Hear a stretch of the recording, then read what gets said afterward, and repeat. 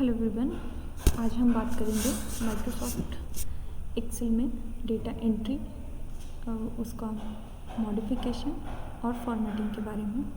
तो सबसे पहले हम देखते हैं कि हम किस तरीके से इसमें डेटा एंट्री कर सकते हैं। किसी भी सेल का, जैसे हमने पहले भी बात की है, हर एक सेल का एक पर्टिकुलर नेम होता है। उसमें जैसे ही हम उस सेल को सेलेक्ट करते हैं तो उसका सिलेक्शन होता है, और अगर हम उसमें डेटा एंट्री करनी होती है तो हम डबल क्लिक करके उसमें डेटा को एंटर कर सकते हैं। सपोज़ हम किन्हीं प्रोडक्ट्स की सेल्स का डेटा एंटर करते हैं। इसमें हमने डाला मंथ, प्रोडक्ट ए सेल्स,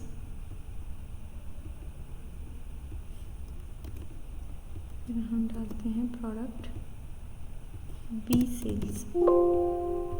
ठीक है, जब भी हम सेल के अंदर कोई डेटा एंटर करते हैं तो एक्सेल में जो सेल का डेटा है वो 3 टाइप का हो सकता है, टेक्स्ट फॉर्मेट में, नंबर फॉर्मेट में, या फिर फॉर्मूला की फॉर्मेट में।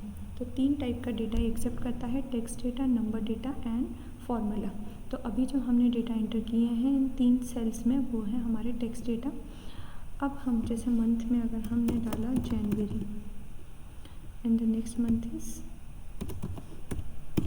फेब्रुअरी, अब हमें एक्सेल जो है वो ऑटो फिल का ऑप्शन भी अवेलेबल करवाता है, जिसमें हमें सारे मंथ्स की डिटेल खुद से एंटर नहीं करनी। हमें इन दोनों मंथ्स को सेलेक्ट करना है। जैसे ही ये स्क्वायर का मार्क आता है हम इसे नीचे ड्रैग करते हैं, और ड्रैग करने पर ये जितने भी मंथ्स हैं उनको ऑटो फिल कर देता है हमारे लिए। तो इस तरीके से एक्सेल इंटेलिजेंट है, जो डेटा को आइडेंटिफाई करके कि किस टाइप का डेटा एंटर किया जा रहा है, और उसी डेटा को उसी के कंटिन्यूएशन में उस डेटा को ऑटो फिल कर देता है। अब यहाँ पर हमें ऑटो फिल के बहुत सारे ऑप्शंस अवेलेबल हैं, copy cells, fill series, fill formatting only, fill without formatting और फिल मंथ्स। अगर हम कॉपी सेल्स का ऑप्शन चूज़ करते हैं तो अभी जैसे हमने देखा, हमने जनवरी फरवरी लिखा, उस ऑर्डर को देखते हुए कि ये मंथ्स का ऑर्डर है, इसने ऑटो फिल कर दिया मार्च टू दिसंबर। लेकिन अगर हम कॉपी सेल्स वाला ऑप्शन चूज़ करते हैं तो जनवरी फरवरी जो मंथ्स थे इन्हीं को ये रिपीट करता जाएगा। जैसे हमने कॉपी सेल्स किया, जनवरी फरवरी, अगेन जनवरी फरवरी, फिर से जनवरी फरवरी, जहाँ तक हमने उसे ड्रैग किया था वहाँ तक वो सारी इन्फॉर्मेशन को फिल कर देगा। अगर हम इसे डिलीट करते हैं और दूसरे ऑप्शन देखते हैं, जैसे हमने जनवरी फरवरी से हमने इसकी कुछ फॉर्मेटिंग कर दी, हमने इसमें ब्लू कलर अप्लाई कर दिया, और अब हम इसे ड्रैग करते हैं तो ये इसने हमारा दिसंबर, जनवरी, फरवरी कंटिन्यूएशन में, तो इसने ऑटो फिल तो किया, उसके साथ में जो फॉर्मेटिंग थी वो भी यहाँ पर अप्लाई की है। तो अगर हम दोबारा से करते हैं इसको, अगर हमें कभी भी फॉर्मेटिंग और डेटा दोनों को डिलीट करना है, जैसे हमने डेटा को सेलेक्ट किया तो हम उस डेटा को नॉर्मली सिलेक्शन के बाद में जैसे डिलीट की प्रेस करेंगे वो डेटा हमारा हट जाएगा। लेकिन अगर हमें फॉर्मेटिंग को भी डिलीट करना है तो होम टैब में यहाँ हमारे पास क्लियर का ऑप्शन होता है, जिसमें क्लियर ऑल करने पर सारा फॉर्मेटिंग विथ टेक्स्ट हट जाता है। अगर हम क्लियर फॉर्मेट करते हैं तो ओनली फॉर्मेटिंग हटती है, क्लियर कंटेंट में सिर्फ कंटेंट उसका हटेगा। जैसे हमने क्लियर ऑल किया और सारा वहाँ से हट गया।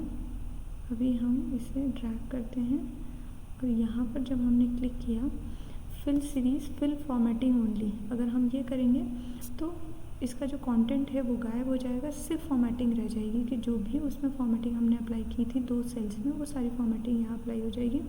फिल विदाउट फॉर्मेटिंग, तो फॉर्मेटिंग को हटाकर जो कंटेंट था वो सारा हमारा कॉपी हो गया। फिल मंथ्स, जिसने ऑलरेडी जो मंथ्स है उसको फिल कर दिया।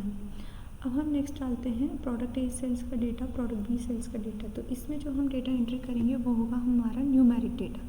टेक्स्ट डेटा हम डाल चुके हैं, न्यूमेरिक डेटा जैसे हमने डाला यहाँ पर 100 आइटम्स की सेल में। इसमें एक और चीज़ होती है कि जो हमें ध्यान रखना है, जब भी हम कोई डेटा इसमें एंटर कर रहे हैं और वो न्यूमेरिक डेटा है तो वो हमेशा लेफ़्ट अलाइंड होता है। जैसे हमने यहाँ देखा 100 लेफ़्ट साइड में अलाइन हो गया। जबकि हम जब टेक्स्ट डेटा एंटर करते हैं तो वो हमेशा हमारे राइट में अलाइन होता है। जैसे हम यहाँ मंथ देख रहे हैं तो ये राइट अलाइनमेंट है। 100 हमने डाला, वो न्यूमेरिक डेटा था तो उसका लेफ़्ट अलाइनमेंट हो गया। अब हम देखते हैं कि हम फॉर्मूला का कैसे एंट्री करते हैं एक्सेल को ये बताने के लिए कि अब जो नेक्स्ट हम इसमें एंटर कर रहे हैं वो एक फॉर्मूला है, वो हमेशा इक्वल टू वाले साइन से स्टार्ट होता है। हम जैसे एक रैंडम फंक्शन यूज़ करते हैं, हमें इसमें उसके बाद हम रेंज के, हमें कहाँ तक की रेंज में अगर डेटा डालना है तो हमें उससे मल्टीप्लाई किया, यहाँ ऑटोमेटिकली डेटा हमारे पास आ गया। लेकिन ये जो डेटा है वो हमारा आया है डेसिमल की फॉर्म में। अगर हमें इसे सिर्फ इंटीजर की फॉर्म में डालना है तो हम यहाँ पे इंटीजर फंक्शन को भी यूज़ कर सकते हैं।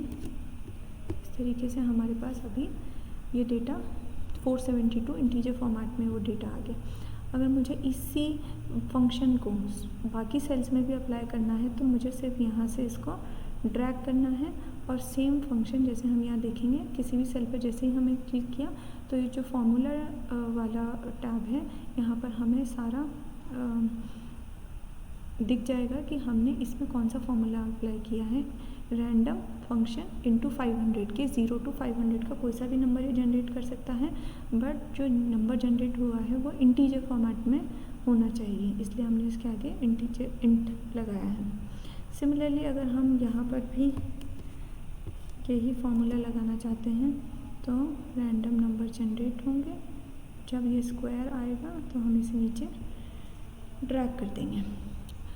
फिर इस तरीके से हमने इसमें देखा किस तरीके से हमने डेटा एंट्री की, टेक्स्ट की, नंबर्स की और फॉर्मूलाज की। नेक्स्ट और हमने उसके साथ में देखा कि ऑटोफिल का ऑप्शन भी कैसे होता है। जैसे अभी हमने टेक्स्ट का ऑटोफिल देखा था जिसमें मंथ्स को हम यहाँ रैंडमली कोई नंबर चूज़ करते हैं, जैसे हमने यहाँ लिखा 1 2, और अगर हम इसको ऑटोफिल करना चाहते हैं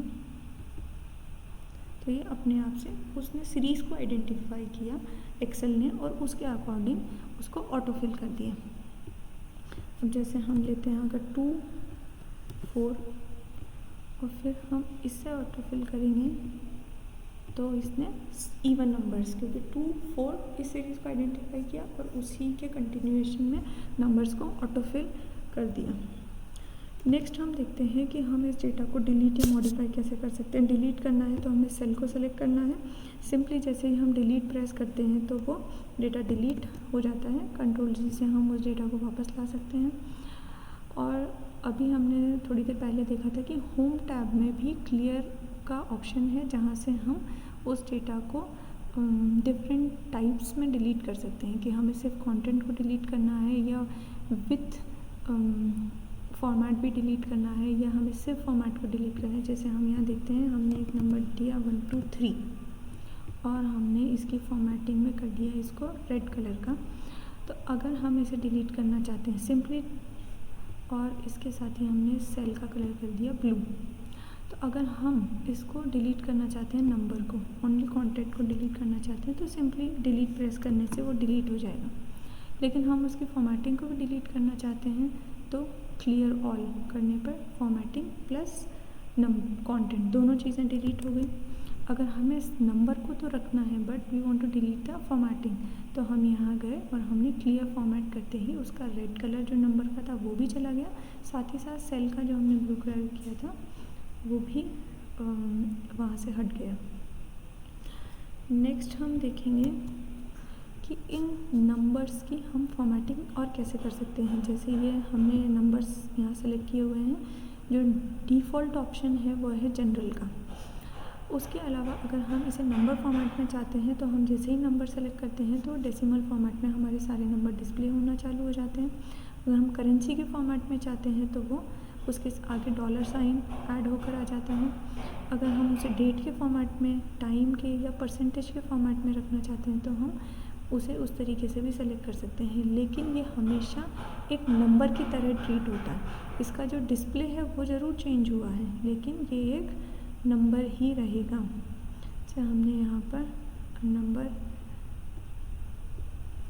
हम इसको अगर टेक्स्ट की फॉर्मेट में करते हैं तो जैसे ही हमने टेक्स्ट किया तो ये राइट अलाइन हो गया।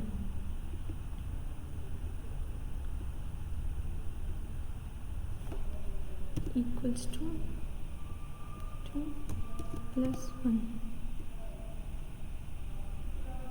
ओके, यहाँ जो अभी हम फॉर्मेटिंग कर रहे हैं वो नंबर फॉर्मेटिंग कहलाती है, कि हम किसी भी तरीके से उसको डिस्प्ले करें लेकिन वो हमेशा एक नंबर ही रहेगा, क्योंकि हमने अभी इसको इस तरीके से सेलेक्ट किया और टेक्स्ट को सेलेक्ट कर लिया। उसका फॉर्मेटिंग चेंज हुई बट एक्चुअली में वो एक नंबर ही है, तभी हम उसमें ऐड कर पाए, क्योंकि हमने क्या किया, हमने उस जो ये C3 सेल थी उसमें +1 किया, तो 52 + 1 = 53, वो ऑटोमेटिकली उसने उसमें ऐड करके हमें शो कर दिया।